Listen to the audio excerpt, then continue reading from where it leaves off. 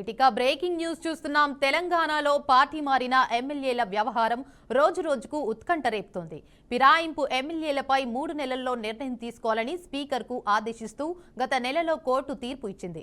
దీంతో పార్టీ మారారని ఆరోపణలు ఎదుర్కొంటున్న ఎమ్మెల్యేలకు నోటీసులు ఇచ్చిన స్పీకర్ ఈ విషయంలో అభిప్రాయం చెప్పాలని బీఆర్ఎస్ పార్టీకి సైతం నోటీసులు పంపించారు. దీంతో బీఆర్ఎస్ పార్టీకి చెందిన 10 మంది ఎమ్మెల్యేలు అసెంబ్లీకి వెళ్లనున్నట్లు తెలుస్తోంది. అనర్హత పిటిషన్లపై ఎమ్మెల్యేలు ఇచ్చిన సమాధానాలపై బీఆర్ఎస్ సమాధానం ఇవ్వాలని 3 రోజులు గడువు ఇస్తూ స్పీకర్ బీఆర్ఎస్ పార్టీకి లేఖ రాశారు. ఈ రోజుతో ఆ గడువు నేటితో ముగియనుంది. ఆ 10 మంది ఎమ్మెల్యేలు ఇవాళ మధ్యాహ్నం అసెంబ్లీ కార్యదర్శిని కలిసి తమ నిర్ణయాన్ని వెల్లడించే అవకాశం ఉన్నట్లు సమాచారం.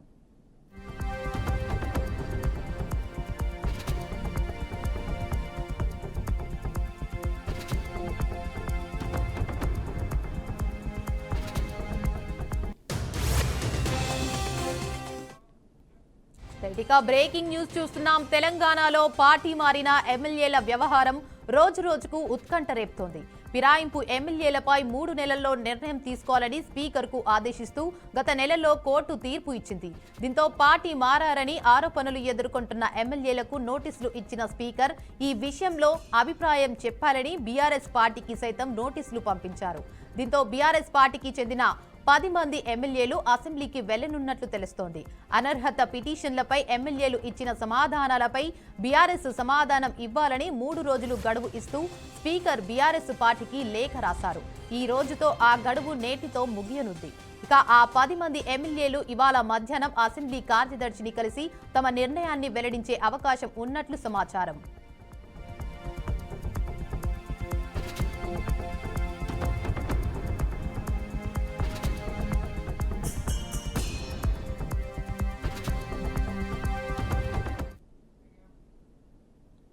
పశ్చిమ మధ్య బంగాళాఖాతం, ఉత్తర కోస్తా, దక్షిణ ఒడిశాను ఆనుకొని అల్పపీడనం కొనసాగుతోందని భారత వాతావరణ శాఖ తెలిపింది.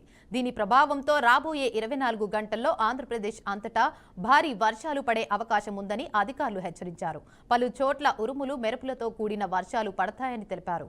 సముద్ర తీరం వెంబడి బలమైన గాలులు వీచే అవకాశం ఉందని, మత్స్యకారులు వేటకు వెళ్లకూడదని హెచ్చరించారు. పశ్చిమ మధ్య తీరానికి ఆనుకుని ఉన్న వాయవ్య బంగాళాఖాతంలో అల్పపీడనం ఏర్పడింది. ఇది ఉత్తరాంధ్ర, దక్షిణ ఒడిశా తీరంలో కేంద్రీకృతమై ఉందని అధికారులు స్పష్టం చేశారు. అల్పపీడనం ప్రభావంతో ఏపీలోని పలు జిల్లాలో అక్కడక్కడ మోస్తారు నుంచి భారీ వర్షాలు కురిసే అవకాశం ఉందని వాతావరణ శాఖ అధికారులు చెబుతున్నారు. ఇక మిగతా జిల్లాలో కొన్ని చోట్ల తేలికపాటి నుంచి మోస్తారు వర్షాలు కురిసే అవకాశం ఉందని తెలిపారు. ఇక భారీ వర్షాలు కురిసే అవకాశం ఉన్నందున ప్రజలు అప్రమత్తంగా ఉండాలని రాష్ట్ర విపత్తుల నిర్వహణ సంస్థ మేనేజింగ్ డైరెక్టర్ ప్రఖర్ జైన్ సూచించారు.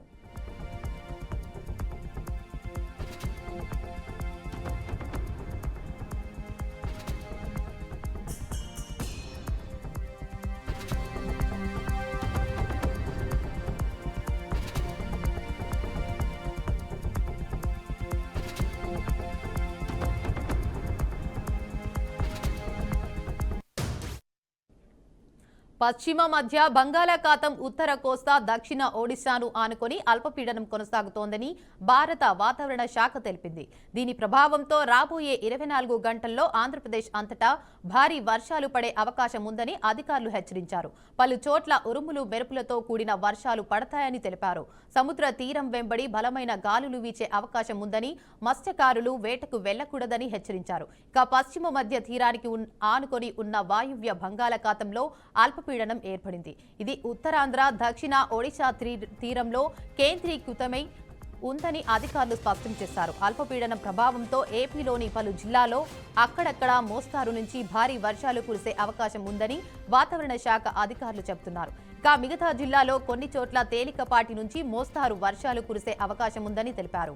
భారీ వర్షాలు కురిసే అవకాశం ఉన్నందున ప్రజలు అప్రమత్తంగా ఉండాలని రాష్ట్ర విపత్తుల నిర్వహణ సంస్థ మేనేజింగ్ డైరెక్టర్ ప్రఖర్ జైన్ సూచించారు.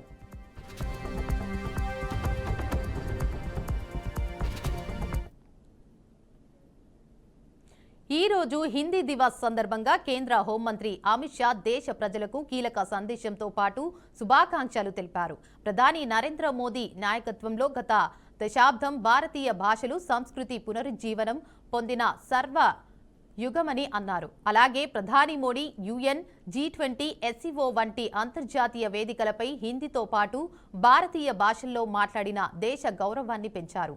ఆజాదీ కా అమృత్ కాల్లో వలసవాద చిహ్నాల నుండి దేశాన్ని విడిపించడానికి ప్రధాని పంచ్ ప్రాన్ను ప్రవేశపెట్టారు. భాషలు అందులో కీలక పాత్ర పోషిస్తున్నాయని ఈ సందర్భంగా షా చెప్పుకొచ్చారు. అలాగే భారతదేశం ప్రాథమికంగా భాష ఆధిపత్యం దేశం.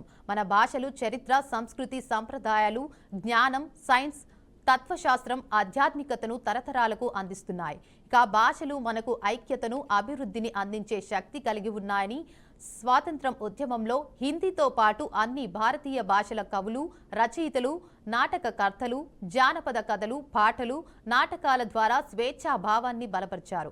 వందే మాతరం, జై హింద్ వంటి నినాదాలు భాష మేల్కొలుపు నుండి పుట్టాయని ఈ సందర్భంగా చెప్పుకొచ్చారు. అలాగే 1949 సెప్టెంబర్ 14న దేవనాగరి లిపిలో వ్రాయబడిన హిందీని అధికారిక భాషగా ప్రకటించారు. ఈ రోజు మనకు భాషల ఏకత, భారతీయ సంస్కృతిని గుర్తు చేస్తుందని ఈ సందర్భంగా అమిత్ షా తన సందేశంలో చెప్పుకొచ్చారు. आप सभी को हिंदी दिवस की हार्दिक शुभकामनाएं। अपना भारत मूलतः भाषा प्रधान देश है। हमारी भाषाएं सदियों से संस्कृति, इतिहास, परंपराओं, ज्ञान, विज्ञान, दर्शन और आध्यात्म को पीढ़ी दर पीढ़ी आगे बढ़ाने की सशक्त माध्यम रही है। हिमालय की ऊंचाइयों से लेकर दक्षिण के विशाल समुद्र तटों तक, मरुभूमि से लेकर बीहड़ जंगलों और गांव की चौपालों तक, भाषाओं ने हर परिस्थिति में मनुष्य को संवाद और अभिव्यक्ति के माध्यम से संगठित रहना और एकजुट होकर आगे बढ़ने के लिए मार्ग दिखाया है।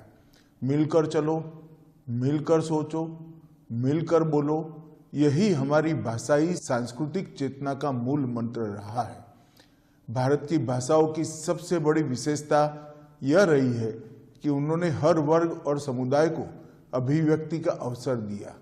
पूर्वोत्तर में बिहू का गान, तमिलनाडु में ओवियालू की आवाज, पंजाब में लोहड़ी के गीत, बिहार में विद्यापति की पदावली, बंगाल में बाउल संत के भजन, कजरी गीत, भिखारी ठाकुर की विदेशियां, इन सब ने हमारी संस्कृति को जीवन और लोक कल्याणकारी बनाया है। मेरा स्पष्ट मानना है कि भाषाएं एक दूसरे की सहचर बनकर एकता के सूत्र में बंधकर आगे बढ़ रही है। संत तिरुवल्लुवर को जितनी भावुकता से दक्षिण में गाया जाता है, उतनी ही रुचि से उत्तर में पढ़ा जाता है। कृष्णदेव राय जितने लोकप्रिय दक्षिण में हुए, उतने ही उत्तर में भी हुए। सुब्रमण्यम भारती की राष्ट्र प्रेम से ओतप्रोत रचनाएं हर क्षेत्र के युवाओं में राष्ट्र प्रेम को प्रबल बनाती हैं। गोस्वामी तुलसीदास को हरेक देशवासी पूछता है। संत कबीर के दोहे तमिल, कन्नड़ और मलयालम अनुवादों में भी पाए जाते हैं। सूरदास की पदावली दक्षिण भारत के मंदिरों और संगीत परंपराओं में आज भी प्रचलित है। श्रीमंत शंकरदेव, महापुरुष माधवदेव को हर एक वैष्णव जानता है और भूपेन हजारिका को हरियाणा का युवा भी गुनगुनाता है। गुलामी के कठिन दौर में भी भारतीय भाषाएं प्रतिरोध की आवाज बनी। आज़ादी के आंदोलन के राष्ट्रव्यापी बनने में हमारी भाषाओं की बड़ी भूमिका रही। हमारे स्वाधीनता सेनानियों ने जनपदों की भाषाओं में, गांव देहातों की भाषाओं को आज़ादी के आंदोलन से जोड़ा। हिंदी के साथ ही सभी भारतीय भाषाओं के कवियों, साहित्यकारों और नाट्यकारों ने लोक भाषाओं में, लोक कथाओं में, लोक गीतों और लोक नाटकों के माध्यम से देशवासियों आप सभी को రోజా పాలనను గాలికొదిలేసి పవన్ కళ్యాణ్ ప్రజాధానంతో సినిమాలు, షూటింగ్లు అంటూ తిరుగుతున్నాడని వైసీపీ నేత రోజా విమర్శలు చేశారు. ఈ వ్యాఖ్యలపై జనసేన నాయకుడు మంత్రి కందుల దుర్గేష్ స్పందించారు. జబర్దస్త్లో రోజా పాల్గొనలేదా అని ప్రశ్నించారు. జబర్దస్త్లో అనేక విన్యాసాలు చేసిన రోజాకు మాట్లాడేందుకు అర్హత ఉందా అని అడిగారు. పర్యాటక మంత్రిగా రోజా ఏం అభివృద్ధి చేశారని ప్రశ్నించారు. ఇక ప్రజా సమస్యల పరిష్కారంలో పవన్ కళ్యాణ్ ఆలసత్వం వహించలేదని అన్నారు. మీకు కబ్జాలు, దొంగ వ్యాపారాలు ఉన్నాయని, పవన్ కళ్యాణ్కు సినిమాలు మాత్రమే ఉన్నాయని చెప్పారు. మీరు మంత్రిగా ఉన్నప్పుడు ఎలాంటి అభివృద్ధి చేయకుండా పవన్ కళ్యాణ్ను ఎలా విమర్శిస్తారని నిలదీశారు. ఏమిటి అసలు రోజా గారికి అలా మాట్లాడేటువంటి అర్హత ఉందా? ఆవిడ ఎమ్మెల్యేగా ఉన్నప్పుడు, మంత్రిగా ఉన్నప్పుడు కూడా ఆవిడ చేసింది ఏంటి? జబర్దస్త్లో మీరు పార్టిసిపేట్ చేయలేదా? జబర్దస్త్ కార్యక్రమాల్లో నిరంతరం మీరు మొన్నటి వరకు ఉన్నారు కదా. జబర్దస్త్ కార్యక్రమాల్లో పార్టిసిపేట్ చేసి మీరు అక్కడ రకరకాల విన్యాసాలు చేసి ఇవాళ మీరు మాట్లాడడానికి మీరు అర్హులా? మీరు ఒకటే చెప్పండి, మీరు పర్యాటక మంత్రిగా, అమ్మా రోజా గారు ఈ సమాధానం చెప్పండి, పర్యాటక మంత్రిగా ఎక్కడైనా సరే రాష్ట్రం మొత్తం మీద కొత్తగా ఒక ప్రాజెక్ట్ తీసుకొచ్చారా? కొత్తగా కేంద్ర ప్రభుత్వం నుంచి చేయగలిగారా? రాష్ట్ర ప్రభుత్వం ఏదైనా చేయించగలిగిందా? ఒక్కటి కూడా చేయలేదు. ఆయనకి వేరే వ్యాపకం లేదు. మీకు కబ్జాలు ఉన్నాయి, మీకు వ్యాపారాలు ఉన్నాయి, మీకు దొంగ వ్యాపారాలు ఉన్నాయి. ఆయనకి ఏ రకమైనటువంటి వ్యాపారం లేదు. ఆయన సినిమాల ద్వారా వచ్చే 4 రూపాయలతో కుటుంబ పోషణ, ఆ వచ్చిన డబ్బును కూడా ఆయన ప్రజలకే ఖర్చు పెట్టేసేటువంటి పరిస్థితి. ఆయన ఒక పక్కన కొద్దిపాటి సమయాన్ని సినిమాలకు వెచ్చిస్తూ 90% సమయాన్ని ప్రజా సమస్యల పరిష్కారానికే చేస్తూ ఉన్నారు. మంత్రి అయినప్పుడు, ఉప ముఖ్యమంత్రి అయినప్పుడు సహజంగా ఎక్కడికైనా వెళ్ళాల్సింటే విమానాల్లో వెళ్తారు, అది సహజం. అది దాన్ని మీరు ఆక్షేపించడానికి మీకు అర్హత లేదు. మీరు మీకు ఇచ్చినటువంటి మంత్రిత్వ శాఖలో ఏ ఒక్క ఇంచ్ అభివృద్ధి మీరు చేయనటువంటి మీకు ఉప ముఖ్యమంత్రి గారిని. ఎమ్మెల్యే కోమటిరెడ్డి రాజగోపాల్ రెడ్డిపై మాకు ఎలాంటి ఫిర్యాదు రాలేదని పీసీసీ క్రమశిక్షణ కమిటీ చైర్మన్ మల్లు రవి అన్నారు. ఇవాళ గాంధీ భవన్లో మల్లు రవి నేతృత్వంలో పీసీసీ క్రమశిక్షణ కమిటీ భేటీ జరిగింది. నేతల మధ్య విభేదాలు, పెండింగ్లో ఉన్న ఫిర్యాదులపై చర్చించారు. అనంతరం మల్లు రవి సమావేశం నిర్వహించి కోమటిరెడ్డిపై మాకు ఎలాంటి ఫిర్యాదు రాలేదు కాబట్టే అతని విషయంలో చర్చ జరగలేదన్నారు. తమకు ఫిర్యాదు రావాలని లేదా పీసీసీ చీఫ్ అయినా చెప్పాలన్నారు. నేతల మధ్య విభేదాలపై స్పందిస్తూ స్థానిక ఎన్నికలు వస్తున్నాయని అందరూ సమన్వయం పాటించాలన్నారు. ఏదైనా ఇబ్బందులు ఉంటే మాకు పీసీసీకి ఫిర్యాదు చేయాలని మల్లు రవి సూచించారు.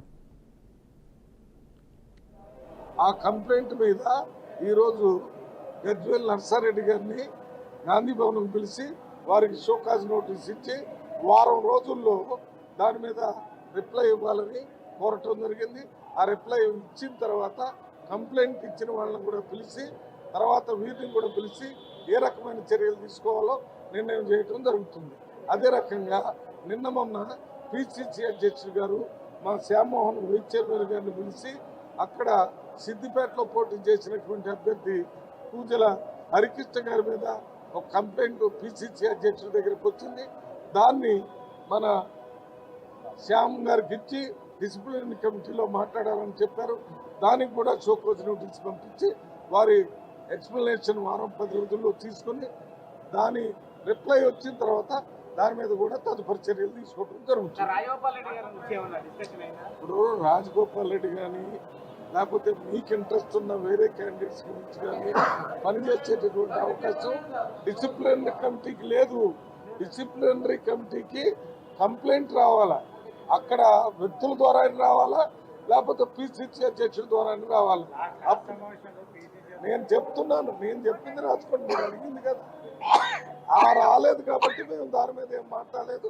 ఇప్పుడు చెప్తున్నాను కదా, ఈ సిద్దిపేటకు సంబంధించి పూజల హరికృష్ణ మీద కంప్లైంట్ వచ్చింది. మన పిసిసి అధ్యక్షుడి దగ్గరికి పిసిసి అధ్యక్షుడు మా వైస్ చైర్మన్ పిలిపించి ఇది కమిటీలో పెట్టి దీని మీద కావలసినటువంటి చర్యలు ఏమున్నాయో తీసుకోండి అని చెప్పారు. ఆ రకంగా చెప్తారు, అది ప్రొసీజర్. అది వచ్చినప్పుడు చేస్తాం. ఎవరు కాంగ్రెస్ పార్టీ మూల సిద్ధాంతాలకు వ్యతిరేకంగా ఎవరు మాట్లాడకూడదు అనేది మా ఆలోచన. డిసిప్లినరీ కమిటీ చైర్మన్గా రాష్ట్రంలో ఉన్నటువంటి కాంగ్రెస్ పార్టీ నాయకులు, అది గ్రామ స్థాయి నాయకులు కానీ, మండల స్థాయి కానీ, జిల్లా స్థాయి కానీ, రాష్ట్ర స్థాయి కానీ అందరూ కూడా సంయమనం పాటించండి. లోకల్ బాడీ ఎలక్షన్లు, పంచాయతీ ఎన్నికలు రాబోతున్నాయి. దీంట్లో కాంగ్రెస్ పార్టీ వాళ్ళంతా కలిసి పోటీ చేయాల్సిన అవసరం ఉంది. నిన్న మొన్న కాంగ్రెస్ పార్టీ ఎగ్జిక్యూటివ్ బాడీలో కాంగ్రెస్ పార్టీని వదిలిపెట్టిపోయిన కాంగ్రెస్ వాళ్ళందరినీ మళ్ళీ కాంగ్రెస్ పార్టీలోకి రావాలని ఒక పిలుపు కూడా ఇచ్చారు.